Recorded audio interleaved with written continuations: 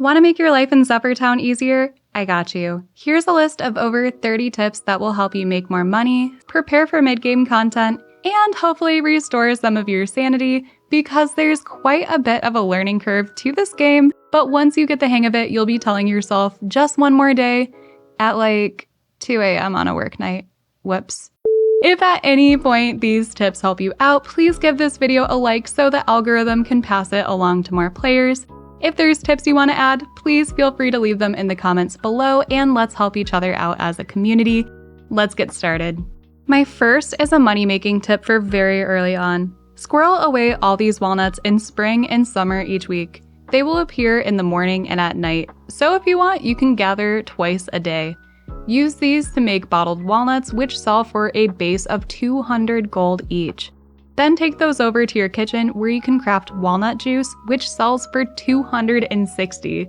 This is pure profit early on, especially when you consider that each walnut only takes 30 minutes to process.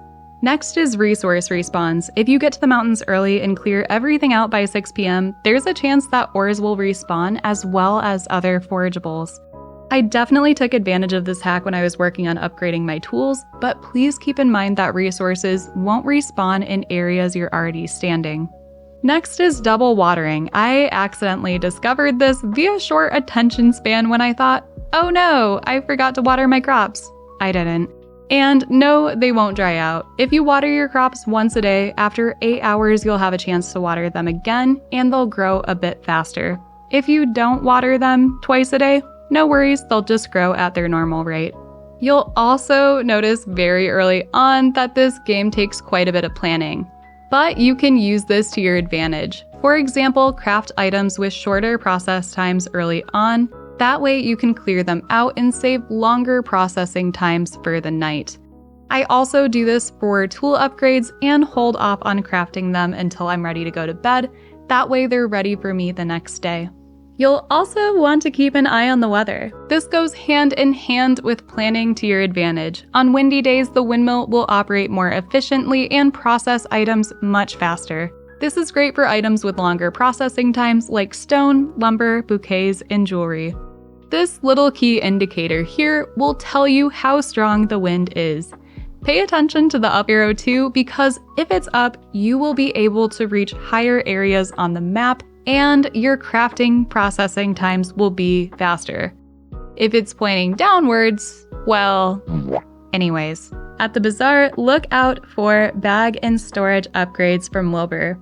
Also early on, I tried to prioritize Felix's techniques, which will improve your quality of life with things like the double jump. This will allow you to perform special actions with a few of your tools and glide around the land much easier, leading us to our next tip. Gliding Lessons 101 and areas you might have missed. Basically, you're gonna want to think like a cat. No, really, if the wind is strong that day and pointing upwards, you can make the jump. By the way, I'm playing on PC, so for me this is spacebar, and I also tried this out on my Switch controller and paired it to my PC. So for this, it's going to be B. On a pretty windy day like this one, I double jump and the wind is strong enough to carry me over to this little island with the bouncy barrel, jump right onto it, and make sure you're in position towards the area you want to go. If not, simply tap your keyboard arrow or controller in that direction while you're in air.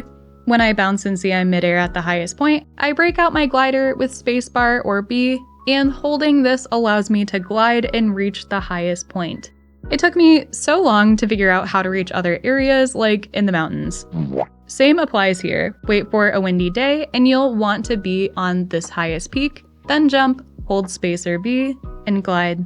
The second you release space or B, your character will drop, so keep that in mind. Last minute Thursday or Friday meal preparations? No worries. There were so many times I wanted to craft like 10 bouquets on a Thursday or Friday that would not be ready in time for the bazaar that I wanted to sell that week. For high value items with longer processing times, I'll split them into smaller increments and process smaller bundles at a time so they'll be ready by 8 or 9 a.m. on Saturday.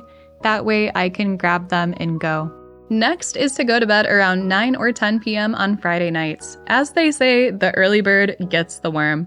This will give you plenty of time to tend to your farm, animals, Grab last-minute things from the windmill and get more going. This will also give you plenty of time to trek across the map and get your stall set up. More on this later. Here are some shortcuts and some speedy tips to anyone else who runs chronically late like me, even if you go to bed on time. Double jumping is speedier and more efficient when trekking across the map. Plus, it's so much fun. Look, by doing this, you can jump over small children and the elderly. There's also a shortcut to the bazaar if you just jump on this barrel and take the cliff ledge all the way down.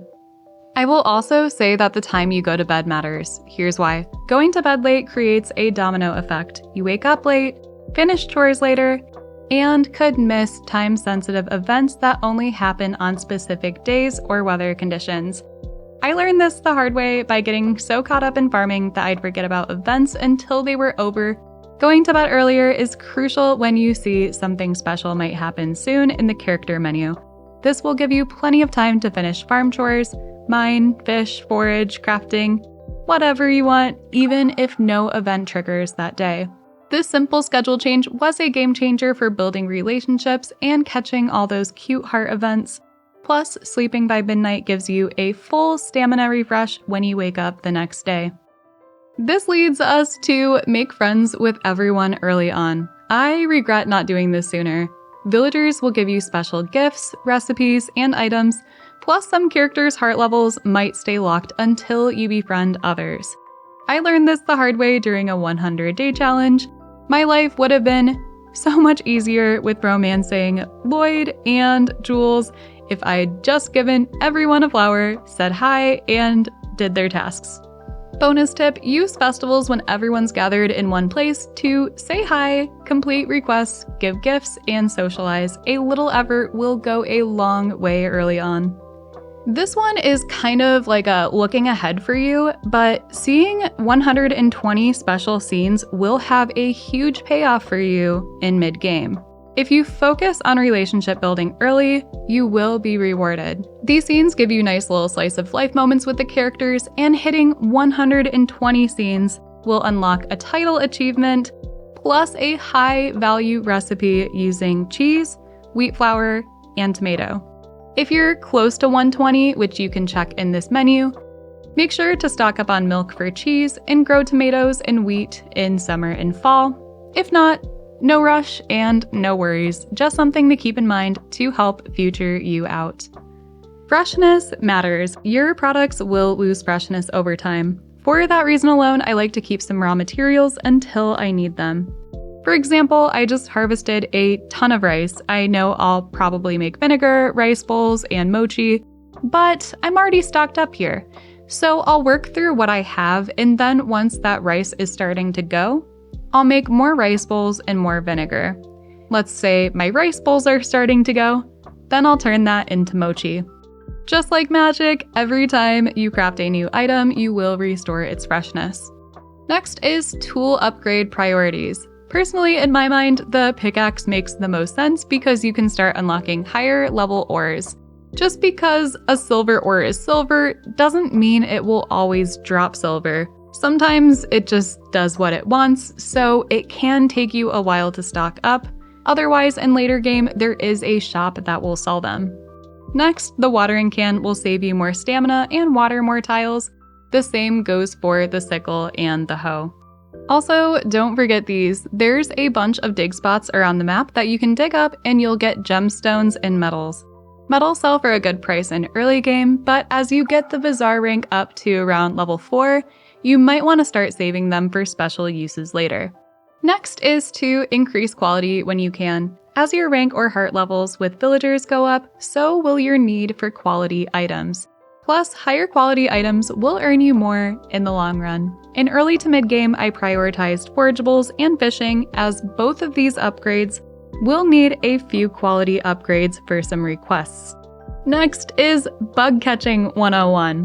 When I hit fall in my first year, I accepted my fate that I would never be approached by a villager offering up a bug net and a tutorial. So, apparently you can catch them by hand, and if you're playing on PC, you'll have to hold left control to sneak and press enter. And if it's a flying bug, you'll do the same thing, but jump and press enter to capture it. Pretty much the same thing applies if you're using a Switch controller, except instead of holding down Control and walking like you would on a keyboard, you're actually going to be gently pushing your trigger button forward. Once you get to the bug, you'll click A to capture it. Same goes for flying bugs. You will sneak up to it, press B to jump, and then A to capture. Here's one that we are all probably struggling with, and that is storage. Here is a few space-saving tips that helped me immensely in early game. Number 1 is to donate lower quality items to harvest sprites. Quality levels increase in half increments, creating tons of different quality versions that clog up your storage. Clear that space by donating lower quality items to harvest sprites in bulk. You can even do this with rotting mushrooms, fish, and flowers, and they will still be frickin' stoked. Number 2 is leaving things in your windmill. Whenever I craft something non-perishable like dyes, perfumes, jewelry, yarn, stone, and lumber, I let that stuff chill in there for as long as I need it to, but keep in mind that perishable goods like cheese, butter, mayo, etc. will slowly lose freshness over time. Number 3 is to set up shop early. On Thursdays or Fridays, I'll casually make my way over to the Bazaar with all the items I'm selling and get everything set up for future me, who is always inevitably running a few minutes late. And number 4 is to leave your mail on read. No pun intended, I swear. Seriously, villagers will give you random stuff all the time, and if I'm trying to save storage space, I just leave it until I need it. And doing so is very helpful, especially when it comes to fodder or chicken feed, because sometimes I have that just chilling in my mailbox. Because when you put it in the fodder bin in your barns, it will actually go to your storage, using up those spaces too. So just something to keep in mind. The next one is very obvious, but just a gentle reminder to eat food.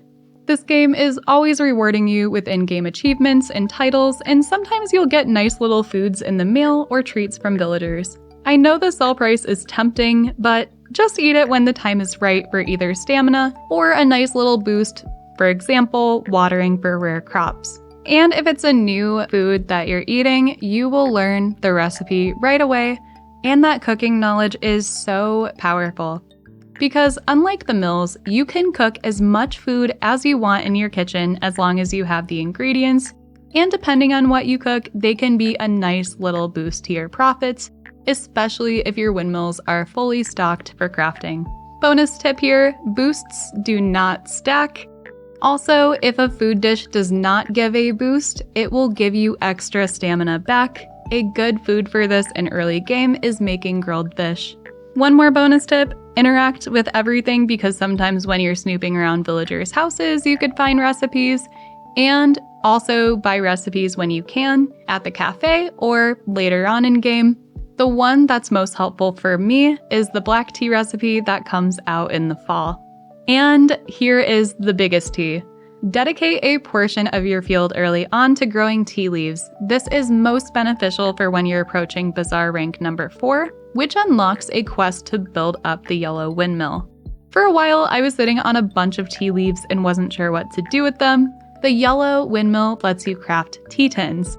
The tea tins alone sell for quite a bit, but I took it a step further and in the fall crafted black tea tins and took them to my kitchen to brew black tea, which sells for 500 gold each. And honey, don't miss out on this. My biggest regret in the middle of autumn was discovering how profitable honey is. If you have cut flowers that you grew or found in the wild, you can transplant those cut flowers to your honey farm. In a few days, the bees will bless you with honeycombs that can be crafted in the blue windmill, making you a super easy profit. Bonus tip, wildflowers will result in normal honey. It still sells for a good price, but I personally like to give my normal honey to the honey sprite. That way I can up my quality and still keep that profit for when I'm crafting the better honeycombs at the blue windmill and make more profit in the long run. Also, remember that you can cut these flowers at the end of a season and use them to craft bouquets or perfumes. I love this, and that flowers give you so many uses. Next up is your cash cows. I wish I got cows sooner. Not only are they adorable, but they will make you good money after you unlock the blue windmill. This lets you make herb cheese and butter. This also applies to chicken and making herb mayonnaise there too. Rice is so useful. You can craft a ton of different things with rice. Steamed rice bowls, egg over rice, vinegar to pickle your vegetables.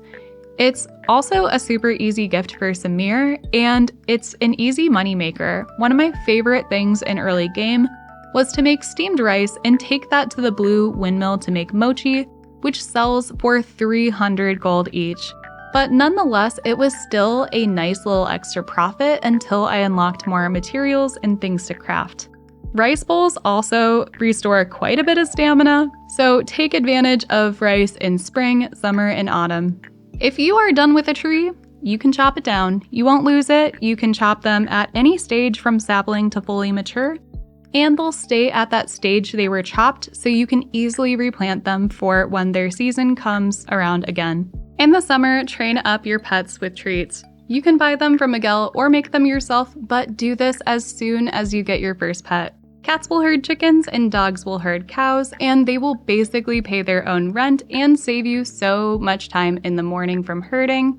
And also, as a little bonus tip, if it helps you get into a certain kind of routine, if I'm waking up before 8 a.m., I like to head right over to my barn so I could say good morning to all my animals, brush them, and get their products. That way, they are all in one place before the cat and dog come in to do their job. And if you want more clothes, on Saturdays you can offer up materials, dyes, and pay Karina to make you more outfits. But keep in mind that some dyes you won't be able to craft right away because it will depend on the flowers you grow or find around the map that are in season. You can get a sneak peek of what colors will be in season by looking at bouquets in your windmill crafting menu. The type of sheep and alpaca you raise will also play a role in this. Brown alpaca won't give you white yarn, just brown, and the outfits will depend on the type of dye, animal, and yarn color you use. So get yourself all the cute little animals to help you plan ahead. A couple of Bazaar tips for you, and no, not bizarre, Bazaar. Take the time to organize your booth. I wish I did this sooner by placing like items close together if you have, let's say, different qualities of mayonnaise, or in this case, pizza. I promise it'll be so much easier to quickly swap over to that item than if you dump everything in one place. Split up your items if you don't have full stock for the week. I like doing this with high value items I have in bulk. Here's why. When you're getting low on stock and there's a few items left, if you have one of an item all stacked together, and that's the last thing you need to sell, once a customer gets their sights set on something, others will back off and they won't fight over it. They'll just walk away, and if you're still making the sale, even if you complete it and ring the bell again, they won't listen to you and they'll just walk away. I did an experiment with a ton of rocks and split up a stack of 99 into 3 portions. So now 3 customers can buy at a time instead of 1, which helps you sell all of your items faster. Next is to max out your Bazaar sales. I forgot about the cheer bonus so many times, but it's so helpful if you save it for the last minute when a shift is about to end, because it will basically be a time extension. And that way you can also sit back and just click a button to get effortless bulk sales, and this will also make you more extra money thanks to the cheer bonus. Do not sleep on decorating your Bazaar stall. Over time, you'll collect a bunch of different stall decorations after completing requests, reaching achievements, and some that you can buy outright from Rebecca. I discovered this so late because I was prioritizing other purchases, but as your Bazaar rank goes up, so will buffs. In the long run, they're all beneficial to helping you sell more and make more profit.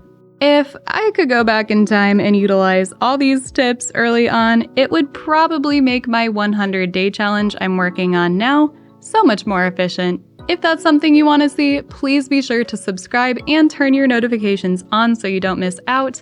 I also love covering all things in the realm of farming and life sims with romance and nerding out about games we love.